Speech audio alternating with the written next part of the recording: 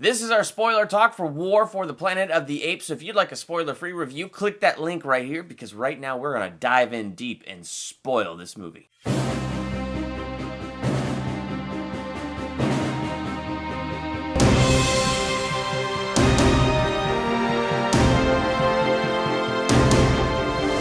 Welcome to Durbania. I'm Durbin. I'm Laura. And we are going to spoiler talk War for the Planet of the Apes. I was pretty darn excited about this movie. It was definitely a surprise for me. Was it a surprise for you? Yes, it was. There was a lot of stuff that happened in it that surprised me. Not the quality of it, though. That wasn't a surprise to me. Right, yeah, because the quality... I expected what we got. Yeah, we just knew that was going to be really good. Yeah, because the other two were similar. Yeah, and now I'm even more excited about Matt Reeves, who directed this, directing The Batman. Oh, yeah, that's right. That's going to be awesome. So, I don't know, this movie kind of got me going right off the bat. There was only like... Right off the bat. Right off the bat. Wait, what? Oh, the bat! There were only like two things I found in this movie that were predictable, but I didn't find that negative. And one of the things I found predictable is this movie opens, you have this big, huge, heavy war scene. Caesar sends the soldiers back unharmed and has mercy on this like young kid that's one of the soldiers and things like that, and sends them back, and that's supposed to be his message to the colonel. Yes. We're not savages. Just let us have the woods. I know, but in my head, I'm like, oh, guess what? They're going to tell the colonel where they're at. Exactly. So that was kind of the problem. I guess that was predictable. That wasn't one of my two things. But the first thing that was predictable came right at the beginning, because right after that scene, Caesar's son returns. Yes. Scouting a new location where they could go and they can hide from the soldiers. Live in peace with no soldiers. Yeah, live in peace, no humans, no soldiers, and things like that. So they, the son returns, and the son has a girlfriend. And the way that the son and the son's girlfriend hugged, it's like, oh crap, one of them's gonna die by the end of this movie. And one scene later, the son and the mother of Caesar get killed by Woody Harrelson. Yeah, well, we don't see them get killed. We just see Caesar, because he saw the men coming down from their awesome location. Scene. Yeah. And you see these green lights coming down through the waterfall. And so he gets the guys on guard, and they go down. And so there's some people that are, they're down there starting to attack. And all of a sudden he hears like a voice. Well, because he got to the speakers. He got to the speaker, yeah. And he picked it up in his ear, and he's like, King Kong is dead. King Kong is dead. Let's go. And Caesar to them is King Kong, because they said once they get rid of Caesar, the rest will fall. Because Caesar's their strong leader. And so Caesar immediately runs back up and sees his wife and kid dead and tries to chase Woody Harrelson and does not succeed at that time. And it was kind of gut-wrenching. It was gut-wrenching, but we felt really bad. I mean, the emotions on the faces. Oh my gosh. Of digital apes was pretty surprising. It was. Well, it's funny because I thought this one looked surprisingly more like Andy Serkis than it did in other iterations. Oh, I feel like it's always been. Yeah, but I just feel like this time I really saw Andy Serkis's face in this. So, I was really seeing his performance. But like you said, that moment when, he and Woody Harrelson are facing each other off by the waterfall, and then he slowly turns around to see who he killed, and there's his wife and his kid dead. The rage and the hurt that's on his face, it's so heartbreaking, but it's just so amazing how he did it. But one of the things that I liked what that set in motion is, so that set the whole tone for this movie. And the whole tone of this movie is vengeance. Well, Caesar's still getting over Koba. He can't believe he had to kill Koba. He can't believe Koba had so much hate and bitterness and darkness in him. He can't believe Koba couldn't escape it. He even says that line. Like, he couldn't believe how much darkness was inside of him.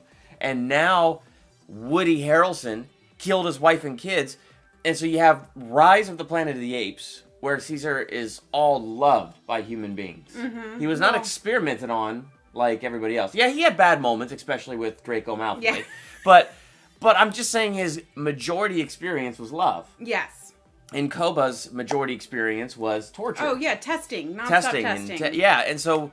But then what was just so interesting to me about this is the first time that Caesar got faced with the pure darkness in humanity. Yep.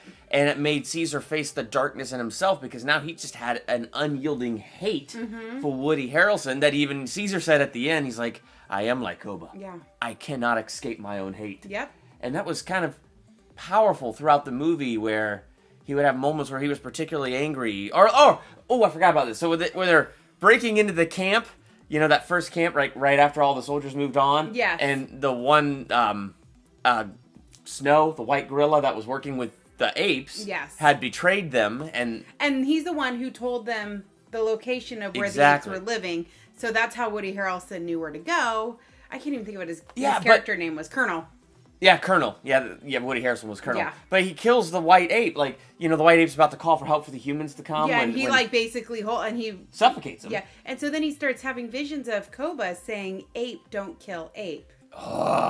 There's like 3 times in this movie where he hallucinates or sees Koba. It's crazy, but it's perfectly timed. Every moment that Koba pops up in the movie is perfectly timed because it's Caesar battling the demons or the Koba that is within himself. Yes. Because now for the first time, he's dealing with this hate. So this whole thing with him dealing with his hate leads all the way back to him at the end of this movie facing Woody Harrelson. And he says that line to the ape because all the apes are escaping, but he decides he can't. Yeah, he can't even go back. He can't even go to be with his son and escape. He's got to go. He's got his young son, the one. Yeah, the one that did not baby. die. And so, he can't even go back to be with his son and help his son. He has so much hate. He has to go and take care of Woody Harrelson. Yep. And so he gets up there. He sees Woody Harrelson all drunk and whatever. He sees the gun, so he goes to get the gun. I mean, the hate that is on Caesar's face when he points the gun at him. Mm-hmm. But here we find that the virus that killed the humans and left some alive has mutated. We'll get into that in a second. Yes. But here's Woody Harrelson now unable to talk. Because the virus had gotten him. And suddenly, Caesar escapes his hate. Well, maybe he still hates him, but at the very least... I think he realized that, he's basically his own worst enemy. Yes, and so Caesar's able to let it go and not be the guy that kills him. So he gives the gun back to him, and Woody Harrelson, shoots himself. Yeah, shoots himself. Which leads into our very next point about the virus, which was a very interesting take on the virus. Yeah, so basically the virus evolved. So, the humans made this mistake. So Woody Harrelson and his troops, they are like a sect of troops that are kind of outside the rest of them. Yeah, they rebelled against the other troops. Because he realized Woody Harrelson realized the simian few had evolved with his son. And his son all of a sudden stopped talking. And then the people who were around him also stopped talking. And he realized that there was something evolving from this flu. And so Woody Harrelson had to kill his own son. Yeah. And you don't see this. You just hear him and you see the emotion when he's talking to Caesar Which about was it. actually a really good moment when Woody Harrelson is talking to Caesar about it, because you can actually feel the conflict in Woody Harrelson. This is not the person he wanted to be. These are not the things he wanted to do. And he's separated from the rest of the U.S. Army because they're like, no, our scientists can figure out how to cure this particular strand of the flu. And he goes, did you guys learn nothing? I know, because that's what caused it last time, is you're trying to hear something. He instead decided that to be free, they needed to purge. And so when they purged the people who were sick, all of his troops were people who were on his side. Yeah. Who, if there was somebody who started exhibiting symptoms of not speech, they would kill him. And so how Woody Harrelson gets it is Maurice, my favorite monkey, ape. Maurice, my favorite ape. Favorite orangutan. Orangutan, yeah. He's always so great. I love Maurice. And so he finds a girl and he's like, well, I can't leave her. And Nova. But she can't talk. And so, because she's one of the humans, and she's a young girl with this strain. And so... Then they find some of Woody Harrelson's troops dead in the woods, but one is alive, and he can't talk. And he can't talk. And they're like, that's weird. He's also, mute like her. And so it's just an interesting take on it. And so Woody Harrelson meets his end because the girl, while Caesar's locked up, she sneaks in and leaves her her doll. Yeah, to comfort Caesar. And Woody Harrelson's like, where'd this come from? And he took it. And so since he was with a cloth item of somebody who had the virus got him. And that's how he met his end. Yeah, and yet I thought that was such an interesting twist that this movie did, that the virus took apes and made apes super smart like people. Yep.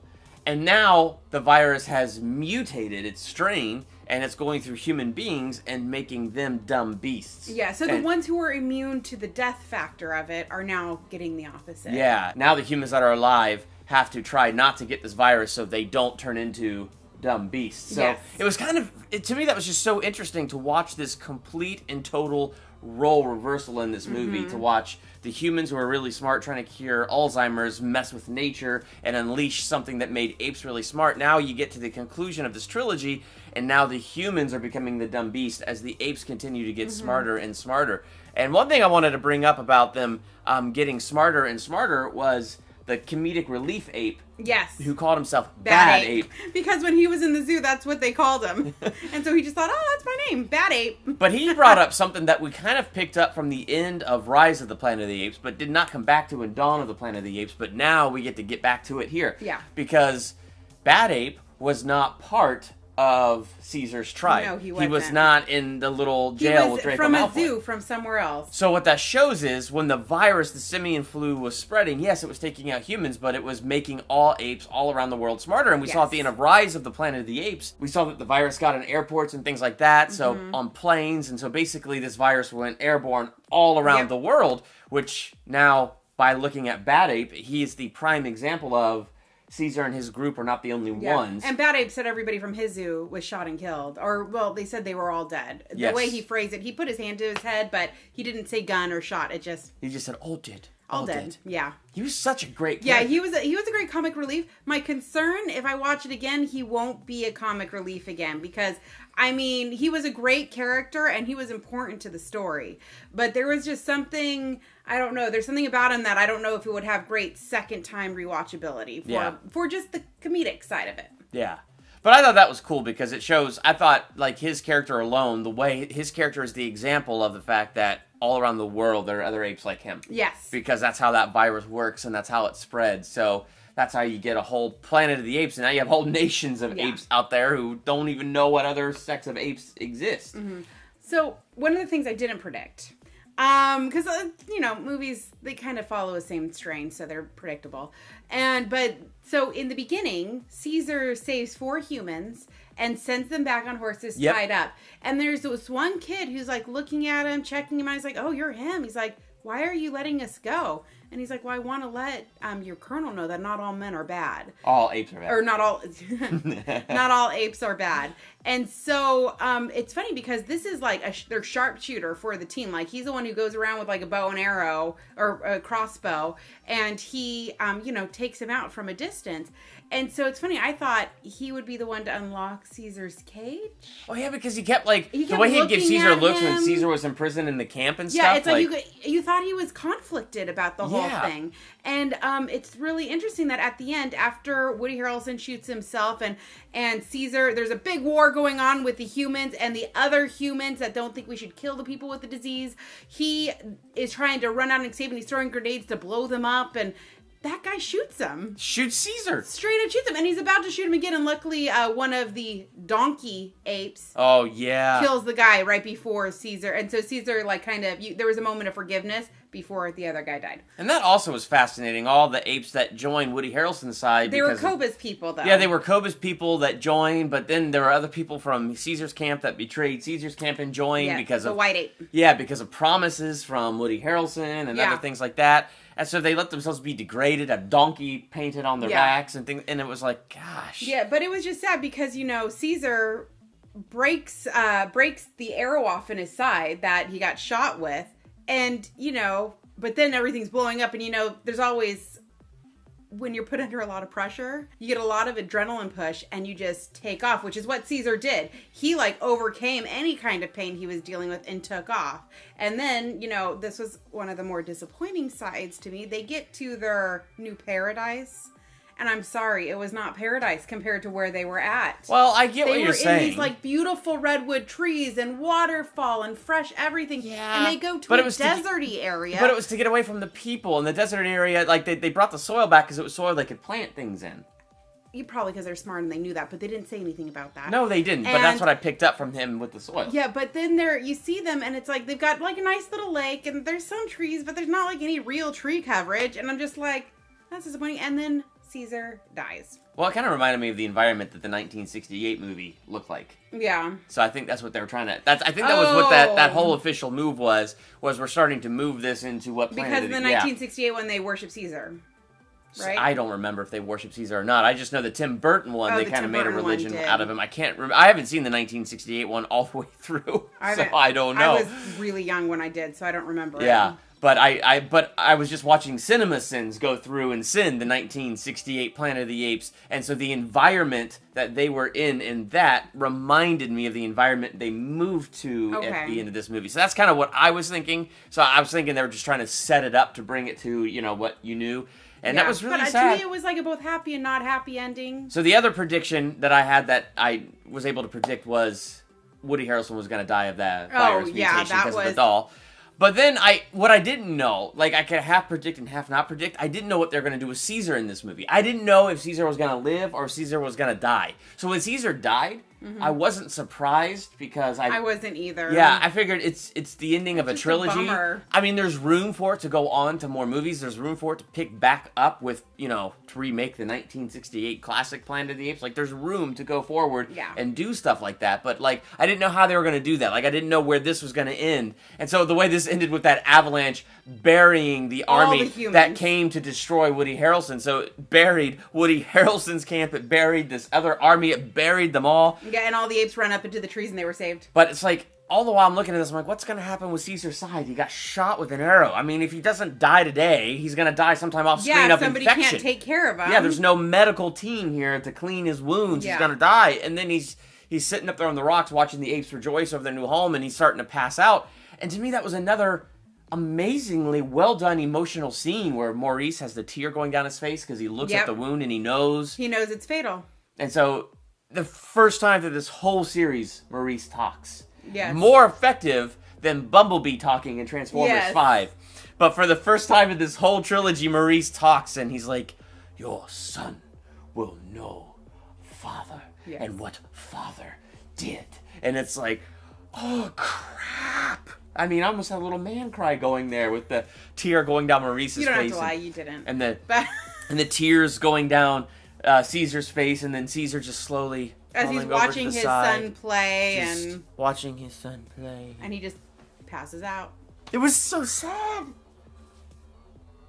It was sad. It was sad. It just wasn't boohoo cry sad for me. Yeah, I don't know. It was sad, but it was a good movie. It was a great movie. I'm sticking with my A- that I gave it. Sticking with my B+. Yeah. Like, I don't know. Like, Wonder Woman to me was the complete package. Not just because it's superheroes and I'm a huge superhero nerd, which honestly that does give me some bias, but it had the action, it had the amazing story, and it hit all the emotional points. This one didn't have as much action, which didn't bother me because that's not what the story was about. I loved what this story was, and I loved it for what it was, but I just felt like Wonder Woman had more of the whole package for me, and I really enjoyed that movie a lot this summer. Well, see, for me, one of the reasons I give it a B+ is I thought the pacing was kind of slow. Especially for a summer. But it's because it's super... I mean, I was expecting a lot more, like, blockbuster, action-y type stuff, which we did get, just not as much as I was expecting. And the first half of the movie is almost all silent. Because that's true, because they're all talking in sign language. You'll see Caesar talk from time to time, but it's all in sign language, which wasn't bad, just very character-driven, which was great, just not, like, what I was... It just wasn't super action filled, but it was still a really good movie. So you went in with the expectation of a lot more war and action. Yeah, so well, it's called War of the Planet so of the Apes. you were a little let down because it was a little slower and I was more expecting it to build from the other two more and to be more action based because we'd already established so much in the first two. See, I just, for whatever reason, I wasn't expecting the heavy war, and I got what I expected out of this movie, and I loved everything that I got. I think they hit every emotional point well. All those characters were so well done, and this movie better win some kind of award because, I mean, that was for like special effects or but that was amazing. Which is unfortunate because it doesn't get more than that. Okay, Academy, recognize motion capture performances, especially because of movies like this. This is a real talent. It's a real talent to put that animation over top of the actor and keep the actor's features, and it's a real talent of these actors to do this. It was incredible. So anyway, and Woody Harrelson I liked. I thought he was great. I thought he was good. He wasn't in it as much as I expected. Yeah. So anyway. So it's like I wasn't tied to him at all. Well, which I wouldn't because he was the bad guy. But still, I didn't feel sympathy for him. I didn't feel sympathy for him, but I felt his conflict, and yes, I did feel that. They got me to understand why he was doing what he was doing, and I thought that was really well done. And Woody Harrelson did a great job in the role. I agree, he did a great job in that role. But I still like him better as Haymitch from Hunger Games. That's true, he is pretty good in that. That fits him to a T. So you're sticking with your B+? B+.